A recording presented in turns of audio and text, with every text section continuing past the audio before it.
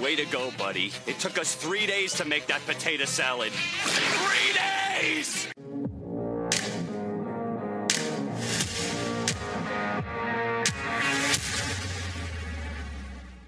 Alright, this is part 2 of the Kia fix. I left all my camera equipment at home, so I'm doing this on my cell phone. It's just going to be in little segments. Basically, it's going to go back together the same way it came apart. That'll be a lot easier because, yeah, that dowel pin ain't going to be a problem going back in. So, I got things real nice and clean. I took a little bit of this emery cloth and I cleaned up that crank bearing right there. It cleaned up real nice. The little micro smudges right there. That's all it is, just smudges. There were no gouges, no nothing in it. The only tiny bit of anything on there was my own doing. Where is it? Kind of hard. Those little tiny little scrapes at the very top, that was my razor blade digging in a little bit too hard when I was trying to get that bearing material off. But I went over it with the emery cloth. There was no burrs on there. I can barely feel it with my fingernail. It'll be fine. It's not going to dig into the bearing at all because they're flat. If anything, they're going to hold more oil. Valve cover's nice and clean.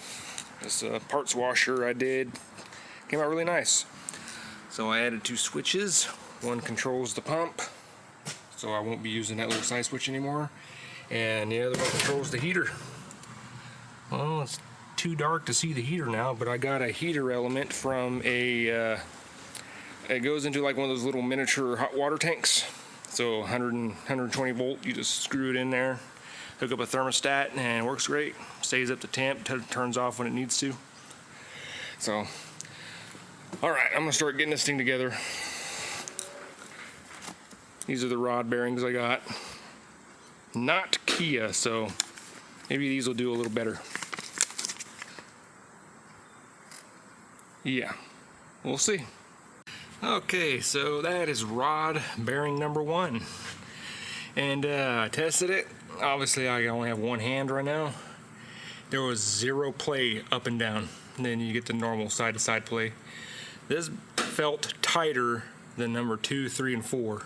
So I took number 4 off, and lo and behold, that bearing started to wipe out too, just not to the point where it was rocking. But it left a little bit of bearing material on there, so I got to do the same thing to this that I did to number 1. And here's bearing number 4. Yeah, it barely started to go. So I got a nice new set of bearings. I'm going to clean it up, and we're doing all 4, obviously. All right, rod bearing 1 done, rod bearing 4 done, and then here's 2 and 3. Well, 2 and 3, 2 number looks good, 3 looks like hell, just like number 4. But neither one of those were to the point where it started making a knock sound. That was all number 1. So yeah, rod bearings, strike again. Should be fine.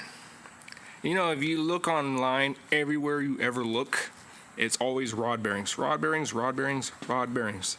They never mention crank bearings. Everyone who tears these down notes that the crank bearings look fine. It's always the rod bearings that are toast. So, Kia, get your shit together. Well, there's all 4 rod bearings. All of them are super snug, super tight, and I feel no resistance when I turn the motor around. Nothing feels weird or out of place. There we go. Let's get the oil pan on. Lower oil pan in place.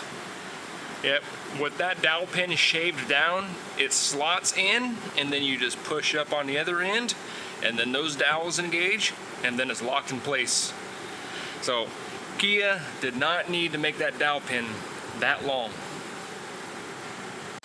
Lower oil pan, engine mount. It's all looking very good.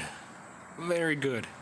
Now I'm just back to basically square one when I first started. Timing cover, which I've done several times. this will be done in probably an hour. Let's see.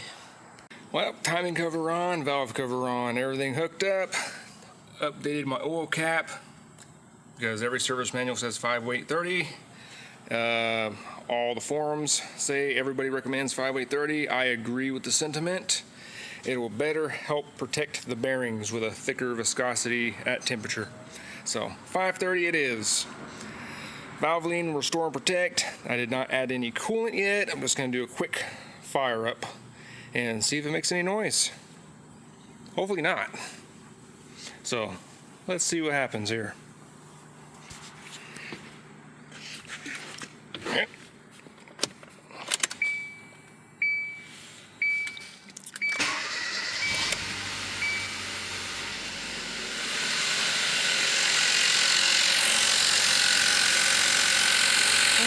Just a high pressure pump, but that's normal.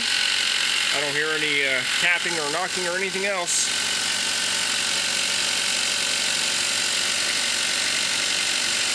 All right, let's give it some rev and see what happens.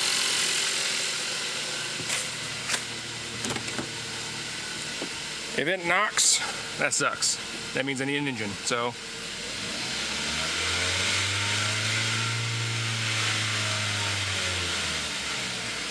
No knocking. Bearings have fixed it. Hell yeah.